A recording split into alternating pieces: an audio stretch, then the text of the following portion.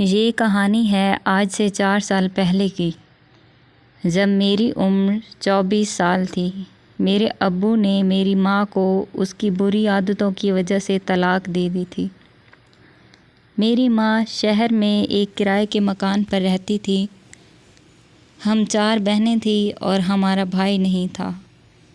ابو ہمیں امی سے کال پر بات کرنے سے منع نہیں کرتے تھے۔ ہم 4 بہنیں امی سے ہر روز بات کیا کرتی تھی۔ شہر میں امی اپنی مرضی سے زندگی جی رہی تھی، نہ کوئی روک ٹوک تھی نہ ہی کسی کا خوف۔ جب میں امی سے کال پر بات کرتی تھی تو امی مجھے کہتی تھی کہ تم 4 بہنیں میرے گھر آ جاؤ، یہاں میں تم لوگوں کے سہارے زندگی گزار لوں گی۔ میں یہاں بہت اکیلی ہوں، مجھے میری ماں پر بہت ترس آتا تھا اور ساتھ ہی ابو پر بے حد غصہ بھی کہ انہوں نے میری ماں کو در در کی ٹھوکریں کھانے کے لیے طلاق دے دی۔ لیکن میں نہیں جانتی تھی کہ میری ماں کیسی عورت ہے۔ ایک دن ابو سے میں نے کہا کہ ہمیں کچھ دنوں کے لیے امی کے گھر چھوڑ آئے۔ ابو نے جیسے ہی یہ بات سنی وہ ہمیں مارنے پیٹنے لگ گئے اور امی سے کال پر بات کروانا بھی بند کر دی اور ہمارا گھر سے باہر نکلنا تک ختم ہو گیا۔ ہم ابو کی ایسی پابندیوں سے تنگ آ چکی تھی۔ میں نے سوچ لیا تھا کہ جیسے ہی موقع ملا میں اپنی بہنوں کو لے کر امی کے پاس چلی جاؤں گی، اور ایک دن موقع ملتے ہی میں شہر میں آ گئی۔ ایک رات تقریباً 2 بجے کے قریب میری آنکھ کھلی۔ دوسرے کمرے سے مجھے کچھ آوازیں سنائی دیں۔ میں نے اس کمرے کی کھڑکی سے اندر کی طرف جھانکا تو میرے پیروں تلے سے زمین نکل گئی۔ کمرے میں میری ماں کے ساتھ 2 آدمی تھے۔ میری ماں کبھی ایک آدمی کے پاس چلی جاتی تو کبھی دوسرے کے پاس۔ ان دونوں نے اپنا کام کر کے میری ماں کو 10,000 روپے دیے۔ کافی دیر میں یہ سب دیکھتی رہی۔ جب وہ تینوں کپڑے پہننے لگے تو میں اپنی چارپائی پر آ کر لیٹ گئی۔ صبح میں نے اپنی ماں سے ذکر تک نہ کیا۔ 2 دن گزر گئے تھے۔ میں نے اپنی ماں سے پوچھا کہ اس رات کون لوگ آئے تھے۔ میری ماں سمجھ گئی تھی کہ مجھے سب پتہ چل چکا ہے، تو اس نے کہا کہ میری پیاری سی بیٹی، اس کام میں بہت مزہ ہے اور پیسے بھی بہت ہیں۔ بغیر محنت و مشقت کے پیسے آ جاتے ہیں اور ہم 2 وقت کی روٹی کھا لیتے ہیں۔ خیر، میں سمجھ چکی تھی کہ میری ماں کو ابو نے طلاق کیوں دی۔ 2-3 مہینے میں امی کی یہ کام دیکھتی رہی۔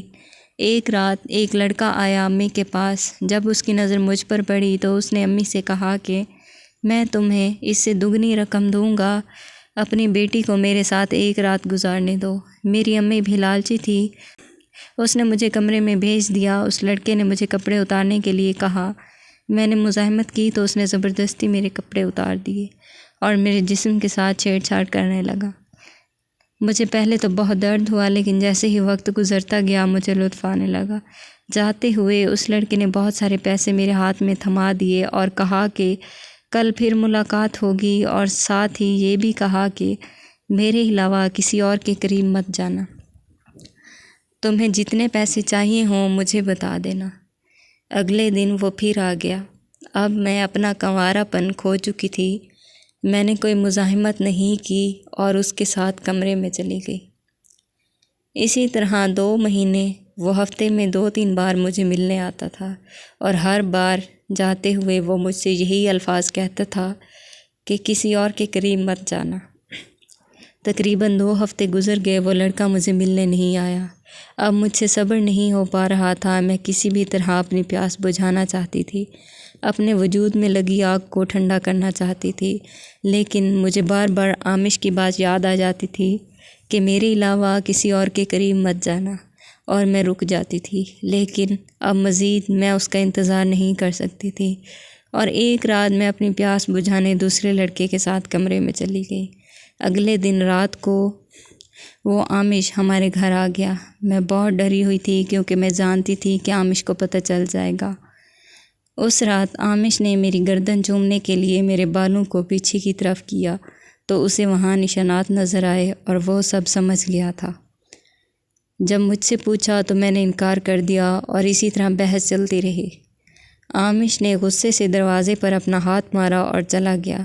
وقت گزرتا گیا اور میں نئے لوگوں سے ملتی رہی۔ پیسوں کی لالچ نے مجھے اندھا کر دیا تھا۔ میں نے اپنا موبائل لے لیا اور ہم نے اپنا گھر بھی تبدیل کر دیا تھا۔ ایک دن ایک لڑکے نے مجھے میسج کیا، میں نے کوئی جواب نہ دیا۔